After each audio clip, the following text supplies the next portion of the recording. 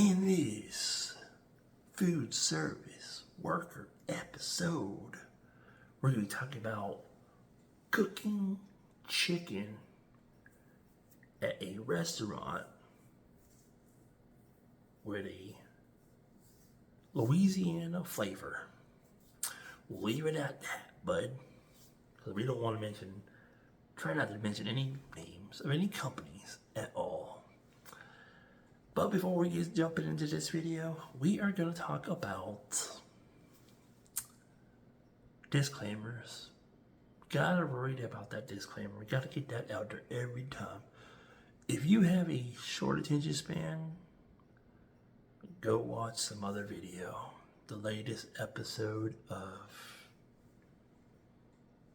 something. Tucker Carlson. Or The View. In this episode, though, we're going to talk about love that chicken from Louisiana. That being said, let's talk about this. So, I worked as a cook for a Louisiana style restaurant. And I'm going to tell you about some of the cool stuff I got to do working there. So here's how it worked. I'm going to tell you a story about how it all went down. I put an application in to work at this place, right? The pay was a whopping $8.25 an hour. Amazing.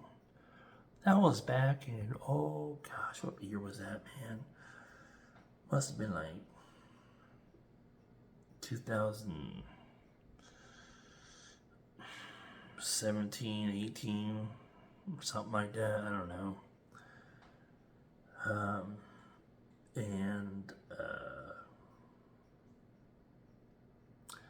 I got a call for me to come in for an interview. Went in for that interview.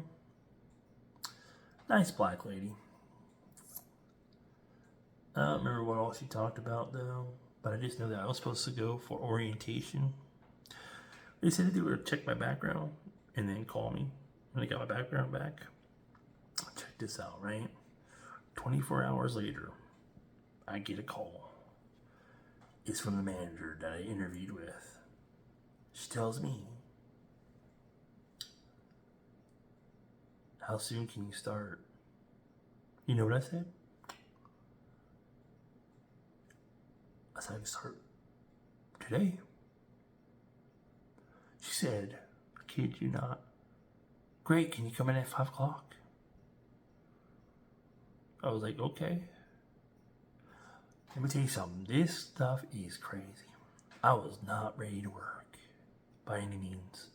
I didn't have the proper shoes, which you need, anti-slip shoes. And I didn't even have the proper clothes to be working there. No, I cannot believe how much of a disaster this was working at this restaurant, this fast food place. So, here's what happened. I go in, I'm wearing regular black jeans, some shoes that aren't anti-slip. My pants don't fit me correctly.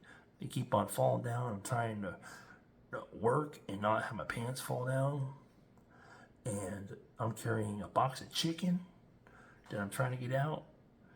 And out of I think it was the freezer area, to take you to another walk-in. And it's a 40-pound box, and I slip on my ass in front of the camera.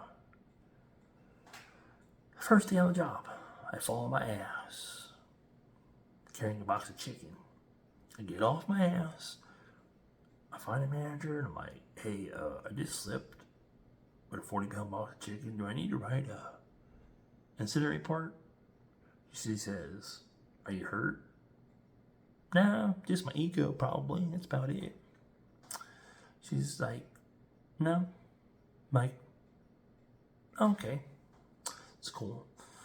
So I go back to working, and I'm doing this whole thing with chicken, where you have to do like, yeah, 4. By the way, I'm going to explain the setup for you. By the way, so you have four fryers. You got 2 for spicy and 2 for mild.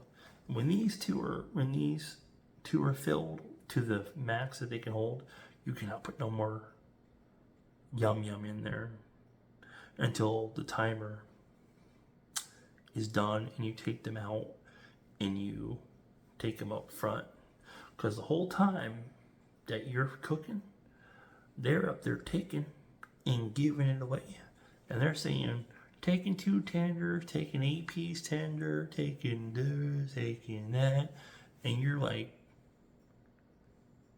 what was that? First thing you said? I heard something, and I forgot about it because they're like, it says flying out the window. Like, it's literally, these things have came back alive and they're flying out the window that fast. Before they fly out the window faster than I can cook them. It's crazy. So anyways, you do that, and that's basically one of these things where it's kind of like batter, flour, batter, right? And then you put them into this really big metal basket, like frying basket, you'd say, and you carry it over to the front where this grease pit is, and you just put them in there. I think we actually just didn't even do that. I think actually we just dropped them all in there. That's what we did. Yeah, we scooped them out with a basket. Yeah, that's what we did. It's been a while since I worked at that place, bro. That's what we had to do. We put them all in there, like, up to like, I think 40 pieces or something like that in each fryer. And then you had to do tenders. You had to do a mix piece, you know. So, and the best part is, you ever wondered why maybe when you went and you got this chicken and you said, and they said to you, do you want it mild or do you want it hot? And you said, yeah, I'd like to have mild, please, thank you. And you get it, and when you get it, you're like, man, that stuff's really spicy, you know? And you can't figure out why it's got the spice for it.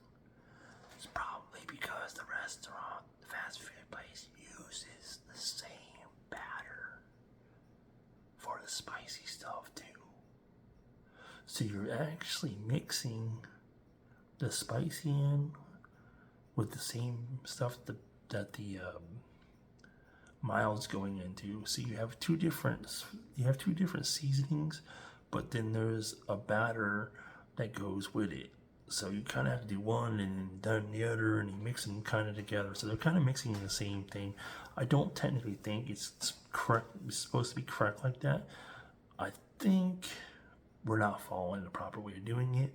I think the place that I was working at wasn't doing it properly. If you just want to know my thing, I just want to get that out there. I don't think it was being done correctly. I think I was taught wrong. But anyways, that's just our little secret. Nobody has to know. So anyways, that said, the dark, crazy part. So, I worked there, and there's one fryer that is only for seafood. Nothing else can go in there because of allergies. So, that fryer, ironically, was broken. You couldn't even filter the grease in that. I couldn't tell you how sad this was. The fryer we used to fry seafood in couldn't be filtered the whole time I worked there. And before I got there, it was that way. Then we had a fryer for just French fries too. Only French fries could go in there.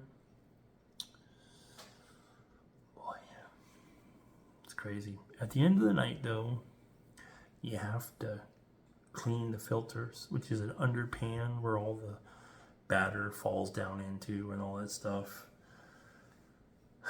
But to make things worse, the way that we did it there, cleaning the floors, we would take buckets of soapy water and throw it from the front of the store, well, I should say front of the restaurant, to have it go all the way to the back, even back where the fryers were.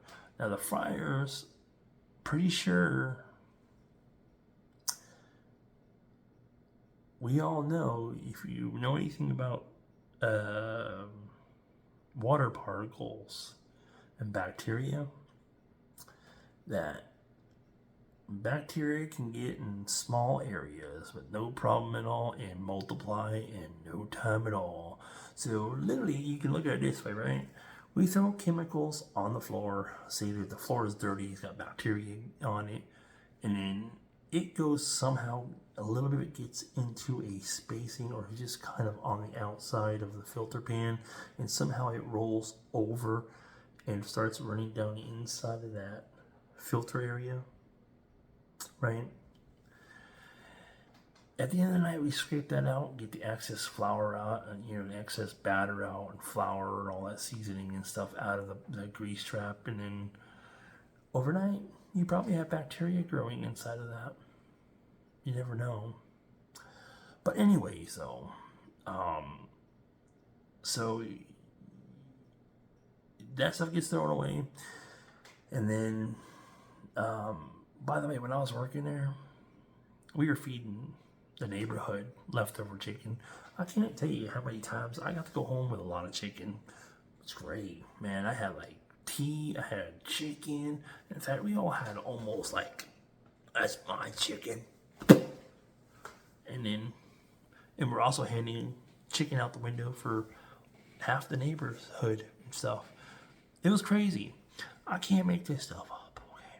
My manager is literally in the back going through the money that we made today, right? We've got undocumented workers probably that they allow to come into the restaurant after we're closed and take our trash to the dumpster because we can't do it ourselves. What the fuck? That's why I said this was crazy. Now just think, if you wanted to rob a place, perfect timing now, bud. It just takes one person to be like off the rocker and decide, I'm gonna bring in my knife and Wendell and start holding hostages and shit till I get my money that I want. That's all it would have took. Somebody goes out, gets some crazy stuff smoked on, and then goes AWOL when they're over there. Because we don't got no more chicken left.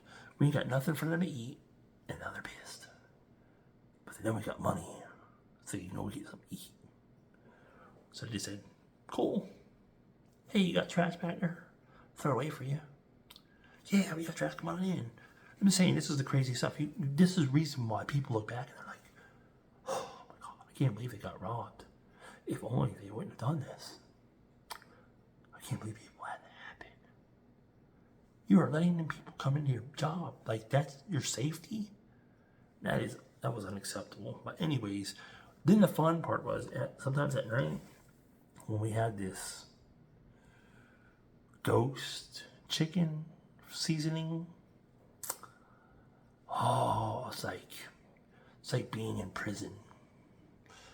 And the COs open the black Jesus up, can of black Jesus, and just go, whew, and you're all in there like you got the coronavirus. Because the minute you hit this ghost spice with water, it now becomes airborne, and it's now going into your nostrils and stuff. And you're literally coughing your lungs up, and it gets into your throat or it starts burning your throat, so you're all coughing, your eyes are burning and stuff, and you got it all over your hand, and you're cleaning all the pans because all the pans, all the stuff goes in the sink. We have to clean everything, and it has to be hung up and everything for it to be used for the next day. So all of us have to get back there and get dirty, cleaning these pans. And we have that lovely batter. So, hope you all enjoyed that story. I love sharing it with y'all. If you like stories like that, feel free to subscribe to this channel. Love sharing these food service worker experiences and stories that I got to experience with some of you out there who may be curious about the food service worker lifestyle and experiences and stories to share with y'all and working in that industry. I'll see y'all in the next episode though, and until then, hit that subscribe button, check out some of the other wacky videos. I'll see you soon.